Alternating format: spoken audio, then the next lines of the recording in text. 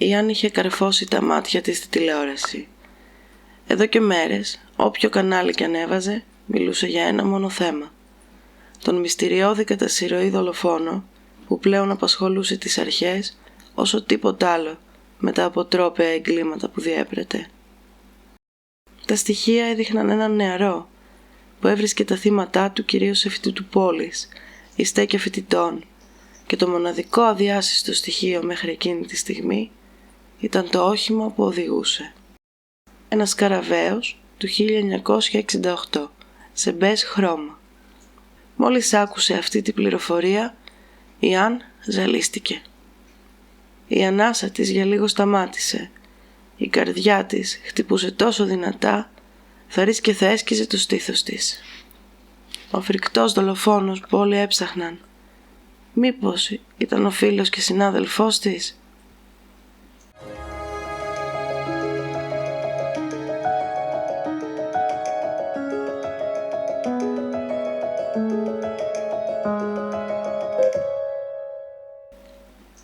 Γεια σας. Καλώς ήρθατε σε ένα ακόμα επεισόδιο Ψηλά Γράμματα. Ένα podcast που ασχολείται με τις ιστορίες πίσω από τις ιστορίες και τα πραγματικά γεγονότα που γεννούν τέχνη. Γνωστά ή άγνωστα, φρικτά ή εξαίσια, πάντα όμως μεγαλειώδη. Σε αυτό το επεισόδιο θα δούμε μαζί πώς η θεά τύχη και η μοίρα υφαίνει με τη σημαντικότερη κλωστή της ύπαρξής μας, χαρίζοντάς μας μια καλή ζωή, η ζωή γενικά, και πόσο βαριά προδοσία και σοκ μπορεί να νιώσει κάποιος όταν επί χρόνια είναι κλεισμένος με έναν κατά συρροή δολοφόνο τα βράδια σε μια βικτωριανή έπαυλη, επιτελώντας θαυμαστό έργο, σώζοντας ζωές από τη μία και αφαιρώντας μεθοδικά από την άλλη. Όλα αυτά θα τα δούμε μέσα από τα μάτια της συγγραφέως του «Ξένος δίπλα μου», Ann Rule. Όλα ξεκίνησαν το 1971, όταν η 40χρονη Ann, μητέρα 4 παιδιών, με έναν γάμο να οδεύει προς το τέλος του και φιλόδοξη συγγραφέας, συνάντησε τον 25χρονο Ted στο κέντρο κρίσεων του Σιάτλ. Ήταν μια εθελοντική εργασία που αφορούσε τηλεφωνική υποστήριξη σε άτομα που είχαν δυσκολίες ή σκέφτονταν να βάλουν τέλος στη ζωή τους. Εκείνη ήθελε να συλλέξει τις εμπειρίες που θα τη βοηθούσαν να γράψει το τέλειο βιβλίο αληθινών εγκλημάτων, κάτι που πάντοτε τη συνάρπαζε, μιας και ήταν εγγονή σε ρήφη και είχε μεγαλώσει με τέτοιες ιστορίες. Εκείνος έκανε την πρακτική του στη ψυχολογία, πριν ακολουθήσει για λίγο την πολιτική και τελικά τον δρόμο της νομικής. Εξαίρετοι τομείς όλοι, με κύρος, απαιτούσαν σοβαρότητα. Μια σοβαρότητα που ο Ted εκ πρώτης όψεως έδειχνε να έχει.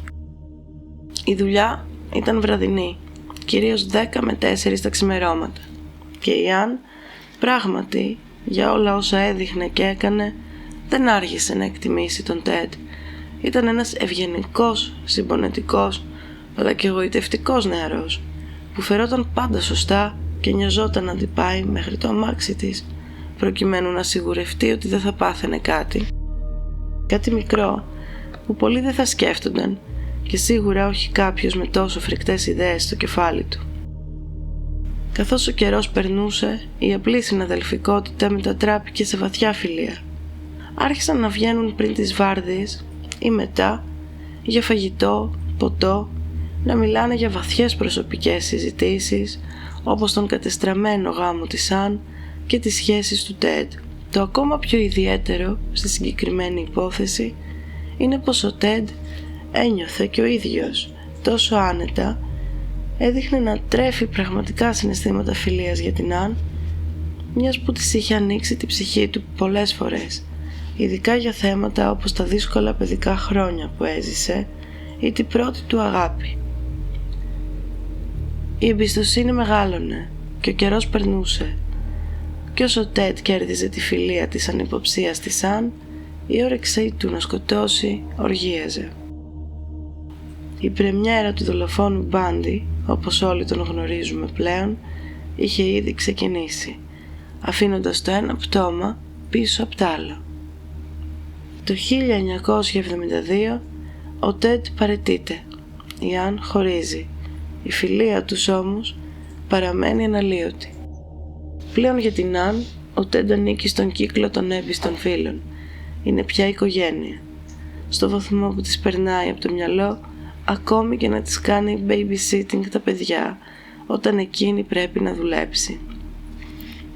Ευτυχώς για εκείνη, δεν συνέβη ποτέ κάτι τέτοιο, αν και δεν μπορούμε να ξέρουμε ότι όντως ο δολοφόνος θα έκανε κάτι στα παιδιά της. Ο τύπος του εξάλλου ήταν οι λεπτές μελαχρινές φοιτήτριες, κατά κύριο λόγο τουλάχιστον, και η Άν ήταν η φίλη του, εκείνη που τη ζητούσε συμβουλές, εκείνη που εμπιστευόταν. Τουλάχιστον, όπως είπαμε πριν, έτσι έδειχνε. Τα χρόνια περνούσαν, δίχως ιδιαίτερα προβλήματα, ούτε αλλαγές, και έτσι φτάνουμε πια στο 1974. Το όνειρο της Άν επιτέλους γίνεται πραγματικότητα, όμως υπό έναν όρο. Θα γράψει το βιβλίο που θέλει, με θέμα τις αληθινές και σοκαριστικές δολοφονίες που λαμβάνουν χώρα στο Σιάτλ, οι οποίες απασχολούν πλέον έντονα την αστυνομία, όσο και τα μέσα. Ο όρος που αναφέραμε προηγουμένως ήταν πως το βιβλίο θα δημοσιευόταν μόνο όταν ο δολοφόνος θα ήταν πλέον γνωστός και στα χέρια του νόμου. Κάπως έτσι, η Άν ξεκινά να γράφει για τον άγνωστο αυτόν δολοφόνο και τις φρικαλαιότητές του, που little did she know, που λένε και στο χωριό μου, είναι ο καλός της φίλος Τεντ. Ό,τι κι αν διάβαζε, ό,τι κι αν έβλεπε, ο άγνωστος κατά συρροή δολοφόνος είχε μονοπολίσει πια το ενδιαφέρον των μέσων, σκορπίζοντας τρόμο στην κοινωνία με όσο μαθαίνονταν για τη δράση του. Τα στοιχεία άρχισαν να μαζεύονται πια και να συνθέτουν όλο ένα και περισσότερο το πάζλ της άγνωστης φιγούρας. Το ένστικτο της Άν κράβγαζε πως όσα άκουγε κάτι της θύμιζαν.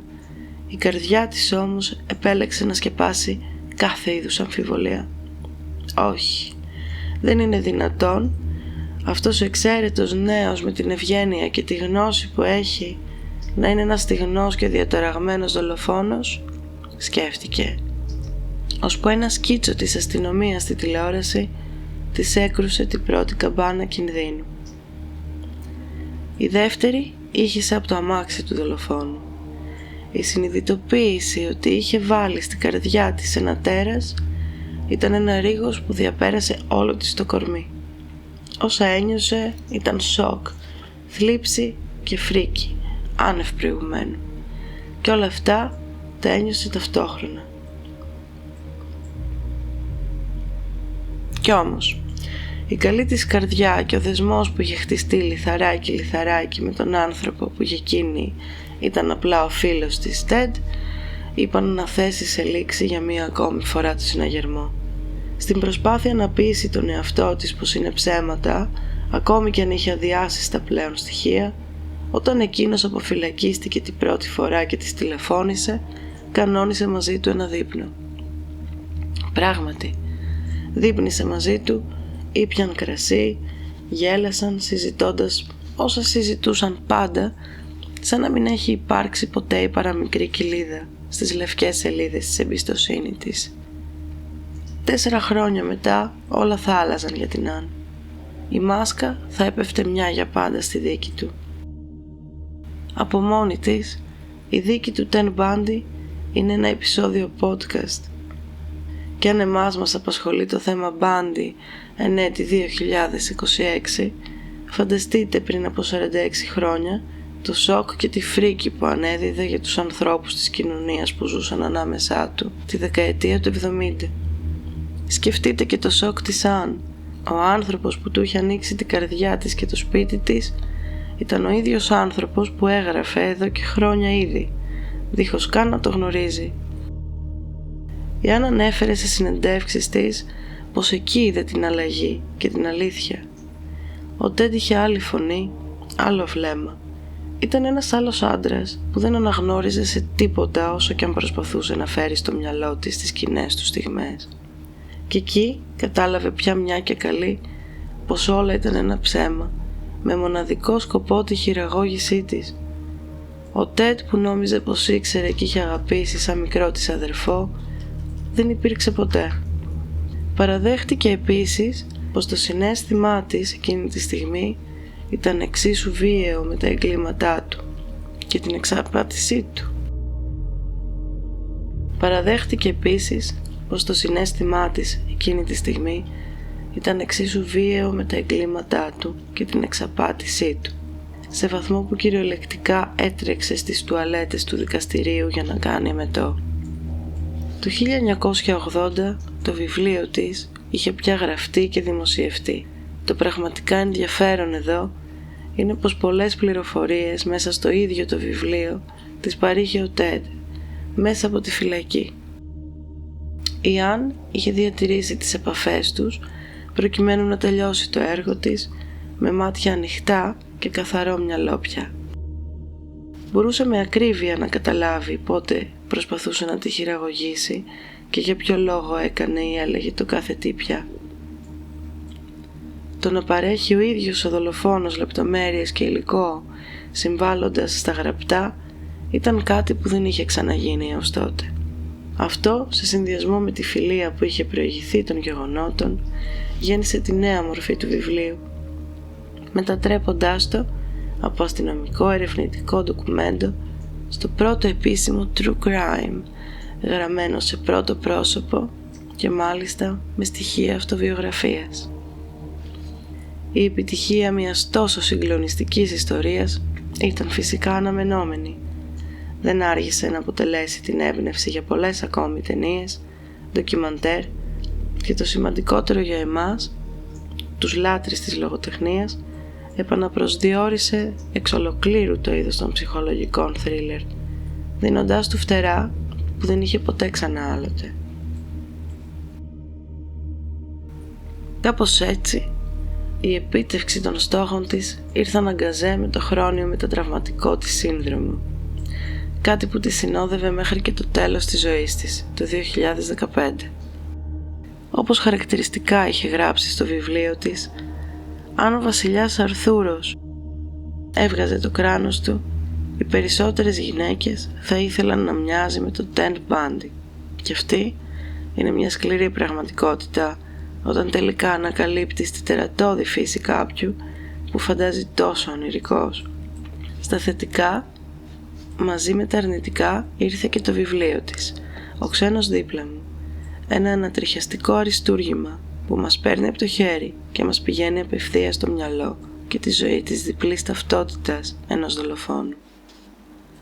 Αυτή ήταν η αληθινή ιστορία πίσω από το βιβλίο της Αν, αλλά και μια τρομακτική υπενθύμηση πως δεν μπορούμε να εμπιστευόμαστε κανέναν. Όχι πραγματικά τουλάχιστον, διότι ποτέ δεν θα ξέρουμε με βεβαιότητα τι κρύβει μια αγγελική συμπεριφορά και ποιο σκοτεινό μυαλό τη χειρίζεται. Κι ύστερα σκέφτομαι πως η Αν ήταν τυχερή. Έμαθε έστω και αργά ποιος ήταν ο φίλος της Τεντ. Εμείς μπορούμε να είμαστε σίγουροι για τον φαινομενικά κακοδιπλανό μας στο λεωφορείο, τον συνάδελφο που μας αρέσει να περνάμε τα διαλύματά μας μαζί του, τον γείτονα που ποτέ δεν έχει δώσει στόχο, είναι πάντα τόσο ήσυχος. Και αν έχουμε κινδυνεύσει και δεν το έχουμε καταλάβει ποτέ, ούτε αυτό είμαστε σε θέση να το γνωρίζουμε. Και αντίθετα από την Αν, ίσως να μην το μάθουμε και ποτέ, ή ίσως και να γίνει κάποτε μια δική μας ιστορία βιβλίο. Μην ξεχνάμε πως εκεί που κλείνει το βιβλίο ξεκινάει η πραγματικότητα.